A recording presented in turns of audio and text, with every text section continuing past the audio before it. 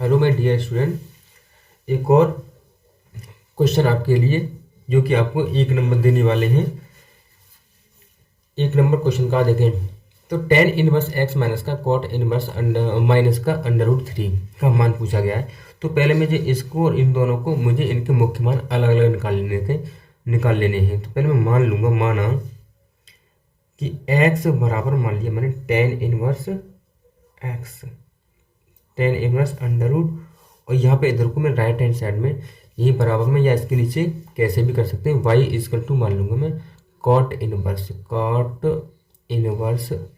√3।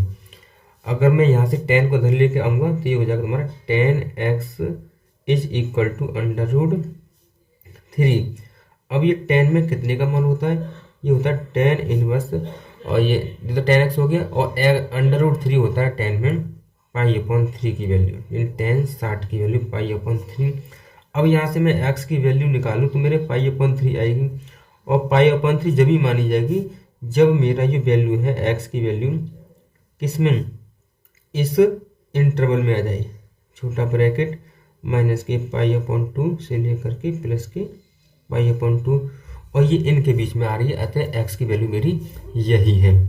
अब y की बात करते हैं, देखिए y की वैल्यू निकालने के लिए तो cot y is equal to बचेगा तुम्हारा, यहाँ अंदर लगा हुआ है इसके माइनस का, तो माइनस का √3।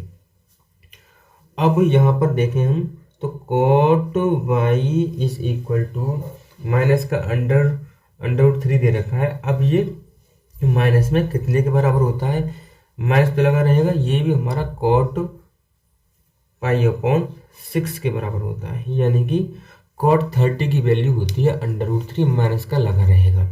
अगर मैं यहाँ से, जैसे मैंने यहाँ x की वैल्यू π/3 निकाल ली, यहाँ y की वैल्यू मुझे π/6 नहीं निकालूंगा, क्योंकि ये इसका जो इंटरवल है वह 0 से लेकर के पाई होता है।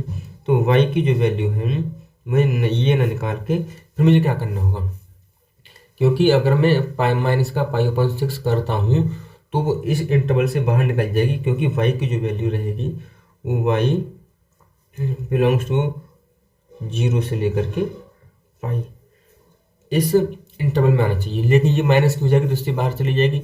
इसलिए मुझे क्या करना है, इसको पॉजिटिव बनने के लिए cot इसको पाई में से घटा देंगे, cot पाई माइनस के π/6, क्योंकि cot pi minus theta equal to cot theta minus के cot थीटा होता है। अब इसको सॉल्व करूंगा तो y की जो वैल्यू होगी वो आएगी cot, सॉरी यहाँ से cot चल रहा है हमारा, cot चल रहा है, तो बचेगा 6 में से घटा दूंगा 1, बचेगा 5 π/6। अब यहाँ से y की जो वैल्यू होगी वो आ जाएगी 5 π/6। अब x और y की दोनों वैल्यू हमारे पास है। अब मुझे वैल्यू फाइंड करनी है tan इनवर्स √3 माइनस का cot इनवर्स माइनस का √3।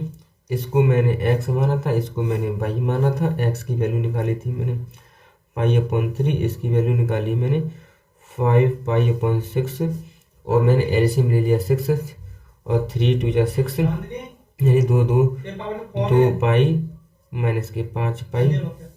सॉल्व करेंगे आगे जाके तो बचेगा माइनस के 3 π/6, और इक्वल टू आ जाएगा माइनस के π/2।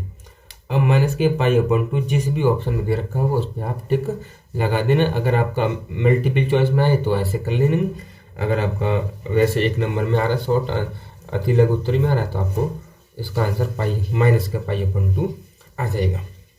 ठीक है, एक और क्वेश्चन है आपका कि साइन इनवर्स माइनस का √3/2 का मुख्य मान कितना होगा।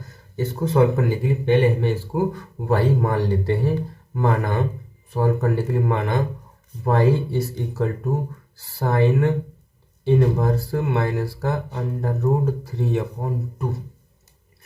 अब साइन को धर लेके आ जाऊंगा तो आ जाएगा sine y is equal to minus का √3/2, माइनस के sine y is equal to आएगा साइन। अब ये √3/2 कितने का मान होता है, साइन 60 का मान होता है, और साइन 60 को मैं लिख सकता हूँ π/3।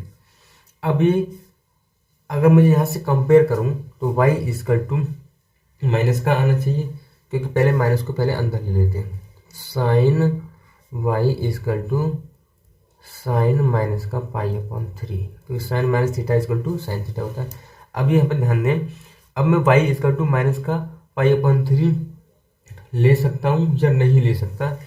तो देखो, अब मुझे पहले पता होना चाहिए कि इसका परिसर कितना होता है। साइन का जो परिसर होता है वो होता है, यहाँ y है तो y बिलोंग्स टू आएगा आपका माइनस का पाई अपॉन 2 से प्लस का पाई अपॉन 2, वो भी बड़े ब्रैकेट के साथ, लार्ज ब्रैकेट। अब ये पाई अपॉन 2 और प्लस के पाई अपॉन 2 के बीच में है। अगर ये फिट बैठता है ठीक है, क्योंकि ये पाई अपॉन 2 बड़ा है और ये छोटा है, तो इसके बीच में बैठेगा, बिल्कुल बैठेगा। तो यहाँ से y की जो वैल्यू होगी वो माइनस का पाई अपॉन 3 आंसर आएगा, क्योंकि y बिलोंग्स टू करेगा माइनस के पाई अपॉन 2 से प्लस के पाई अपॉन 2, और यही आपका मुख्य मान हो जाएगा। Question number 5, cos inverse minus का 1/2 का मुख्य मान क्या होगा। इसके लिए पहले हमें इसको मान लेना है, माना y is equal to cos inverse minus के 1/2, इधर लेके आ जाऊंगा तो आ जाएगा cos y is equal to minus का 1/2, और यहाँ से कॉस y, और ये माइनस का 1/2 मेरा 1/2 वैल्यू होती है कॉस पाई अपॉन 3, यानी कि कॉस 60 की वैल्यू होती है कॉस पाई अपॉन 3। अब इसका जो हमारा अंतराल होता है, शाखा परिसर, वो 0 से लेकर पाई होता है, यानी कि उसमें माइनस वाले को हम नहीं ले सकते, इसलिए हमें इसको तोड़ना पड़ेगा। तो कॉस y इजकल टू, क्योंकि हमारा 180 माइनस का थीटा कॉस में आपका पॉजिटिव रहता है, नहीं सॉरी माइनस रहता है, क्योंकि कॉस पाई माइनस के थीटा इजकल टू माइनस का होता है, और वो भी कॉस में ही रहता है। तो कॉस में रहेगा तो हमें क्या करना है, इसको तोड़ना पड़ेगा। कॉस पाई में से मैं कितना घटाऊंगी, यही मेरे पास, नहीं घटाना क्या, यही आएगा माइनस का pi upon 3, cos pi minus theta is equal to minus का कॉस पाई अपॉन 3। ठीक है, ये हो गया क्लियर। अब यह इसको सॉल्व कर लेते हैं, तो आएगा कॉस भाई इज इक्वल टू कॉस 3 एकम 3 में से घटा दूंगा, बचेगा 2 पाई बट्टे 3, और यहाँ से कंपेयर कर लूँगा तो y की वैल्यू आ जाएगी 2 पाई अपॉन 3, और यहाँ पर जो y की वैल्यू है इसके बिलोंग करेगी, इनके बीच में आएगी 0 से लेकर के 2 पाई, 0 से लेकर ओनली पाई आएगी। तो y का जो मुख्य मान है वो 2 पाई अपॉन 3 हो जाएगा। एक और क्वेश्चन देखते हैं, चलो एक और क्वेश्चन है आपका, कोसेक इनवर्स 2 का मुख्य मान क्या होगा। तो पहले इसको मुझे y के बराबर मान लेता हूँ, y is equal to cosec inverse 2, यहाँ से आएगा कोसेक y इक्वल टू 2, और ये कोसेक में y की वैल्यू कितने के बराबर होती है, वो होती है कोसेक 30 अंश के बराबर, यानी कि कोसेक पाई अपॉन 6।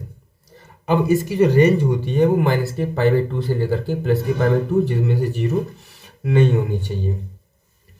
तो अब क्या हो जाएगा, तो ये जो पाई अपॉन 6 की वैल्यू है वो माइनस के पाई बाई 2 से लेकर के प्लस के पाई बाई 2 के बीच में बिल्कुल लाइज करती है।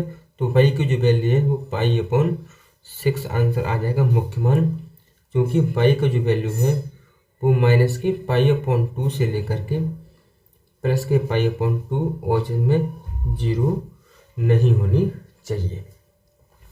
एक और ये क्वेश्चन आपका क्वेश्चन नंबर 6 हो गया। देखो एक और क्वेश्चन है, क्वेश्चन नंबर 7, सिद्ध करना है हमें कि साइन इनवर्स माइनस एक्स की जो वैल्यू है माइनस के साइन इनवर्स एक्स के बराबर होती है।